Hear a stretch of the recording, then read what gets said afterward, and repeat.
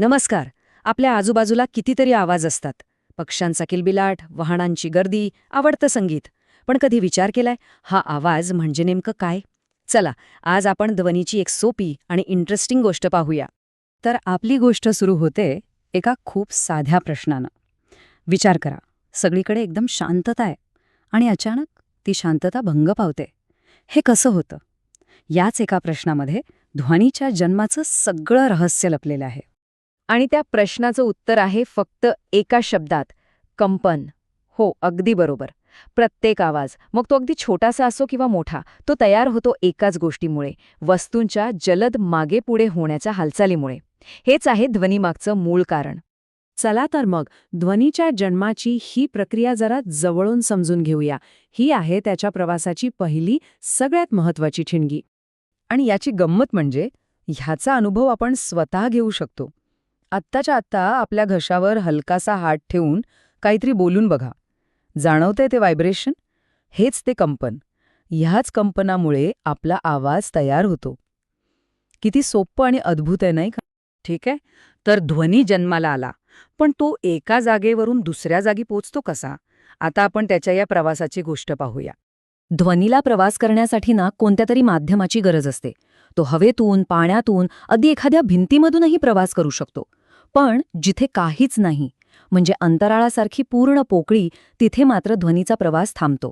म्हणूनच स्पेसच्या सिनेमांमध्ये सगळं कसं शांत असतं. ध्वनी जन्माला आला, त्याने प्रवास केला आणि तो आपल्यापर्यंत पोहोचला सुद्धा. पण आता पुढे काय? आपल्या मेंदूपर्यंत तो कसा पोहोचतो? पाहूया या प्रवासाचा शेवटचा आणि तितकाच महत्वाचा टप्पा. हे सगळं ना 3 सोप्या पायऱ्यांमध्ये घडतं. ध्वनीची कंपने आपल्या कानाच्या पडद्यावर आदळतात. त्यामुळे तो पडदाही कंप पावू लागतो. हेच कंपन मग इलेक्ट्रिकल सिग्नलमध्ये बदलून मेंदूपर्यंत पोचतात. आणि मग आपल्याला कळतं की आपण काय ऐकलं. या प्रक्रियेला म्हणतात श्रवण. आता आपण हे तर पाहिलं की ध्वनी म्हणजे काय आणि तो कसा ऐकू येतो. पण प्रत्येक आवाज वेगळा का असतो? म्हणजे एका चिमणीचा चिवचिवाट आणि ढगांचा गडगडाट, यात इतका फरक का असतो? चला, ध्वनीचीही ओळख करून घेऊया. यातला पहिला फरक आहे कंपन विस्तार. सोप्या भाषेत सांगायचं तर कंपनाचा आकार. कंपनाचा आकार जेवढा मोठा, आवाज तेवढाच मोठा आणि जोरदार असतो.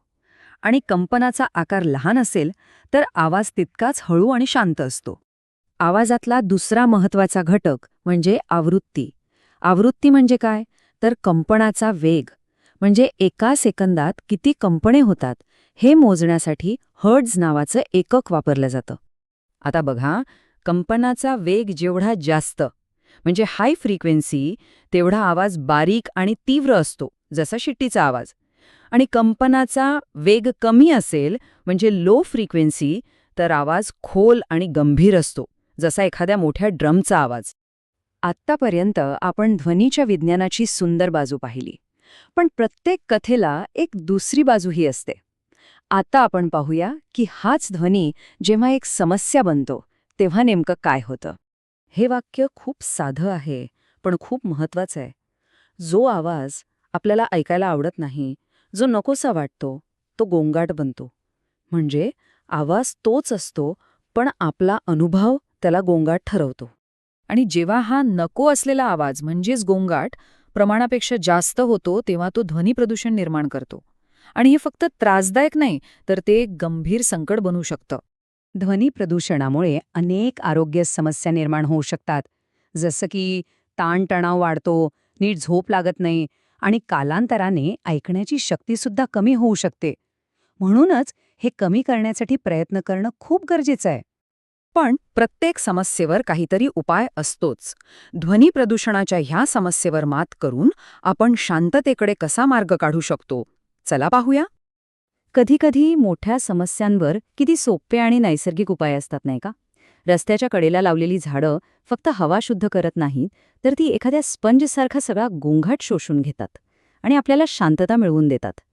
किती सोपा आणि प्रभावी उपाय आहे. तर आज आपण ध्वनीची संपूर्ण कथा पाहिली, त्याच्या जन्मापासून ते त्याच्या परिणामांपर्यंत. पण जाता जाता एक प्रश्न मनात येतो, ज्यावर विचार करायला हवा. आपल्या या जगात निसर्गातल्या सगळ्या आवाजांपैकी सर्वात महत्त्वाचा आवाज कोणता असेल? विचार करा.